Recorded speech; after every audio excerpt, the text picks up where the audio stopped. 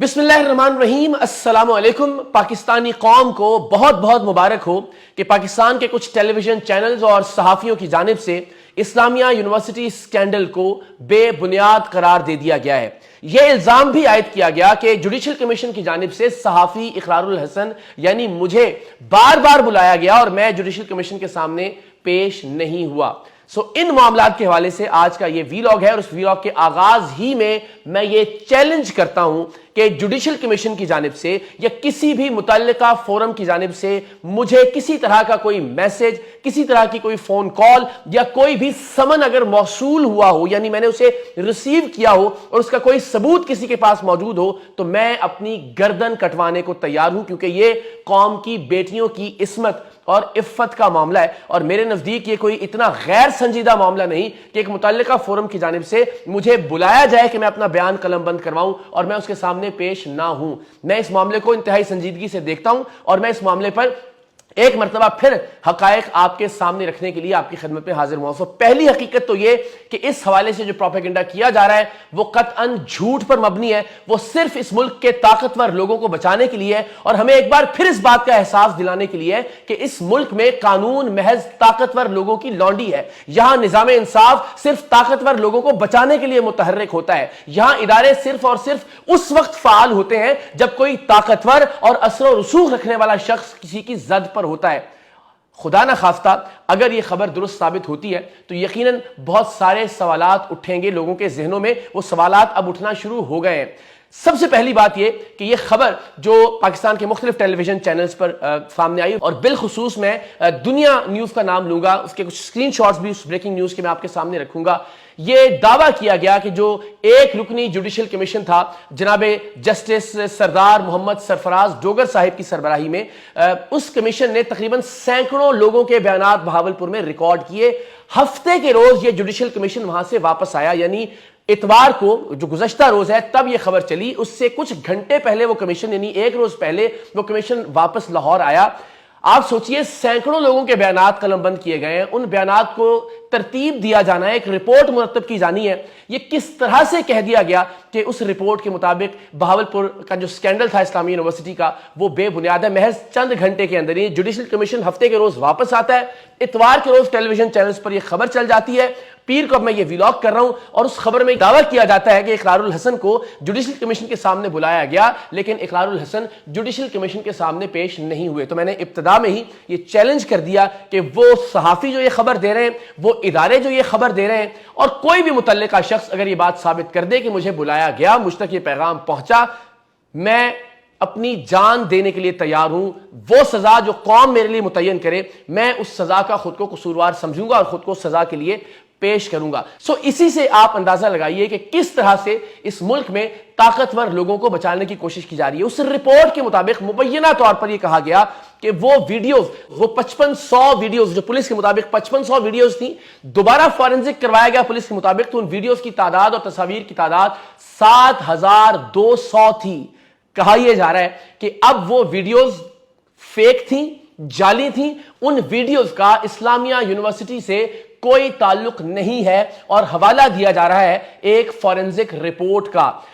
सबसे पहले तो यह समझने की जरूरत है कि वो फॉरेंसिक रिपोर्ट किन बुनियादों पर यह बात कह रही है कि वो वीडियोस जो chief security officer major Ejaz Shah के फोन से, उसके कैमरे से बरामद हुई, वो वीडियोस इस्लामी यूनिवर्सिटी की तालिबात की वीडियोस नहीं है। वो क्या पैमाना अपनाया गया, वो टेस्ट करने का क्या तरीकाकार था कि 65,000 तलबा और तालिबात वाली यूनिवर्सिटी की तालिबात के चेहरों को मैच कर लिया गया उन वीडियोस के साथ और फिर इस फॉरेंसिक रिपोर्ट में कह दिया गया कि इन वीडियोस का यूनिवर्सिटी की तालिबात से कोई ताल्लुक नहीं है। वो क्या पैमाना था, वो क्या टेस्ट था, वो क्या तरीकाकार था, वो कौन सा डाटा था कि जिसके जरिए इस फॉरेंसिक रिपोर्ट में इस नतीजे तक पहुंचा गया। और फिर सबसे अहम बात यह कि इस फॉरेंसिक रिपोर्ट को एनालाइज करना है जुडिशल कमीशन ने, जो कि जनाबे जस्टिस सरदार मोहम्मद सरफराज डोगर साहिब पर मुश्तमिल है।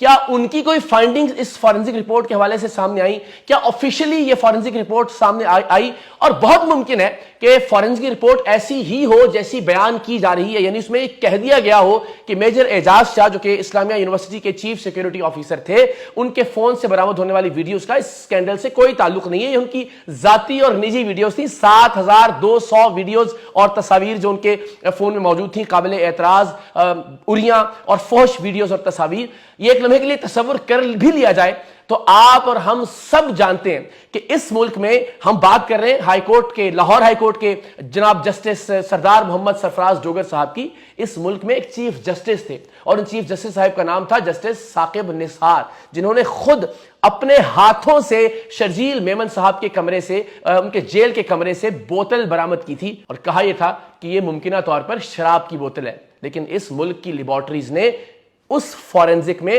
اس شراب کی بوتل کو شہد کی بوتل ثابت کر دیا تھا۔ سو ہم اس ملک میں زندہ ہیں جہاں چیف جسٹس آف پاکستان خود ایک چیز برآمد کرتے ہیں اور ٹیسٹ رپورٹ میں، لیبارٹری رپورٹ میں، فورنزک میں اس کا نتیجہ بالکل اس کے برعکس سامنے آتا ہے۔ سو اس طرح کی فورنزک رپورٹس قوم کے سامنے کیا حیثیت رکھتی ہیں ہم بخوبی جانتے ہیں۔ ہم کسی بھی طرح کا کوئی بھی شک پیدا نہیں کرنا چاہتے، لیکن شک خود پیدا کیا جا رہا ہے اس طرح کی خبریں پھیلا کر کہ جی میں جوڈیشل کمیشن کے سامنے پیش نہیں ہوا۔ جوڈیشل کمیشن با اختیار جوڈیشل کمیشن ہے، انہوں نے لودھرا کے ایک یوٹیوبر کو بلایا اور جب وہ نہیں پیش ہوئے جوڈیشل کمیشن کے سامنے تو ڈی پی او لودھرا سے وربلی یہ کہا گیا کہ انہیں گرفتار کر کے ہی پیش کرنا پڑے، انہیں پیش کیا جائے، انہیں پیش ہونا پڑا۔ میری کیا مجال ہے کہ جوڈیشل کمیشن مجھے بلائے اور میں اس کے سامنے پیش نہ ہوں اور اپنا موقف، اپنے ثبوت اور جو گزشتہ ویلاگز میں نے حقائق قوم کے سامنے رکھے تھے میں ان کے سامنے بھی یہ حقائق نہ رکھوں۔ لیکن اس طرح کی خبریں پھیلا کر یہ ثابت کرنے کی کوشش کی جا رہی ہے کہ یہ سارا معاملہ جعل سازی پر مبنی تھا، فیک تھا۔ وہ حقائق جو طارق بشیر چیمہ صاحب، ان کے صاحبزادے ولی داد چیمہ کے دوست احسان جٹ، اس کے حوالے سے میں نے قوم کے سامنے رکھے، یہ ثابت کرنے کی کوشش کی جا رہی ہے کہ جی میں شاید ان حقائق سے روگردانی کر رہا ہوں، ان سے بھاگنے کی کوشش کر رہا ہوں۔ ایسا قطعاً نہیں ہے۔ جب مجھے کسی بھی متعلقہ فورم پر بلایا جائے گا میں ضرور پیش ہوں گا اور میں اپنے حقائق اور اپنے ثبوت ان کے سامنے ضرور رکھوں گا۔ یہ بات ضرور یاد رکھیے کہ جوڈیشل کمیشن کے سامنے سینکڑوں لوگوں نے اپنے بیانات ریکارڈ کروائے ہیں، ان میں صحافی بھی ہیں، ان میں متعلقہ لوگ بھی ہیں، پولیس افسران بھی ہیں، یوٹیوبرز بھی ہیں اور بالخصوص احسان جٹ کی والدہ بھی ہیں۔ وہ احسان جٹ جس کے حوالے سے میں نے آپ کو بتایا تھا کہ اس کے کریئر کو برباد کر دیا۔ پہلے تو اس کو نوکری دلوائی گئی طارق بشیر چیمہ صاحب کی جانب سے ہاؤسنگ کی منسٹری میں، اس کے بعد جب ان کے علم میں آیا کہ احسان جٹ اور ولی داد چیمہ دونوں آئس کے معاملات میں ملوث ہیں اور مختلف پارٹیز اور اس کے نتیجے میں بننے والی ویڈیوز کا سکینڈل جب ان کے علم میں آیا تو انہوں نے احسان جٹ سے باقاعدہ اس کا انتقام لیا، اس کا بدلہ لیا، اسے گرفتار کروایا گیا، اس پر منشیات ڈالی گئیں۔ احسان جٹ کی والدہ نے جوڈیشل کمیشن کو جو بیان ریکارڈ کروایا ہے اس میں میری ان تمام تر تفصیلات اور حقائق کی انہوں نے تصدیق کی ہے۔ انہوں نے یہ کہا کہ طارق بشیر چیمہ صاحب نے ان کے بیٹے کے ساتھ ناانصافی اور زیادتی کی ہے، اس کی گرفتاری، اس پر منشیات ڈلوائی گئی ہیں، اس کی نوکری ختم کروا دی گئی اور اس کے علاوہ بھی مختلف حربوں سے اسے انتقام کا نشانہ بنایا جا رہا ہے۔ سو مزید حقائق سامنے آئیں گے، لیکن حقیقت کیا ہے یہ صرف میں نے قوم کو نہیں بتایا تھا۔ اس سکینڈل کے حوالے سے بہت پہلے سے پاکستان کا ہر ٹیلی ویژن چینل خبریں دے رہا تھا، اس حوالے سے پاکستان کے تمام متعلقہ صحافی خبریں دے رہے تھے قوم کو، لیکن اچانک سے اس فورنزک رپورٹ کے مطابق یہ سکینڈل اب بے بنیاد قرار دے دیا گیا ہے۔ ہم سب جانتے ہیں کہ اس ملک میں فورنزک رپورٹس کس طرح سے بنتی ہیں، لیبارٹری ٹیسٹ کس طرح سے ہوتے ہیں، یہاں پہ اسپتالوں کے اندر میڈیکو لیگل رپورٹس کس طرح سے تیار کی جاتی ہیں، مقدموں کا اندراج کس بنیاد پر اور بدنیتی کی بنیاد پر ہوتا ہے، عدالتوں میں معاملات کس طرح سے چلتے ہیں اور پھر کس طرح سے انصاف کو گمراہ کر دیا جاتا ہے۔ ہم انصاف کے حوالے سے جو بھی متعلقہ شخصیات ہیں ان پر بدنیتی کا لیبل نہ بھی لگائیں تو ہم جانتے ہیں کہ کس طرح سے ایک پورا سسٹم ایک طاقتور کو بچانے کے لیے حرکت میں آ جاتا ہے، اور یہاں بھی یہ نظام ایک طاقتور کو بچانے کے لیے حرکت میں آ چکا ہے۔ پروردگار اسلامیہ یونیورسٹی کی متاثرہ طالبات اور اس قوم کا حامی و ناصر ہو۔ پاکستان زندہ باد۔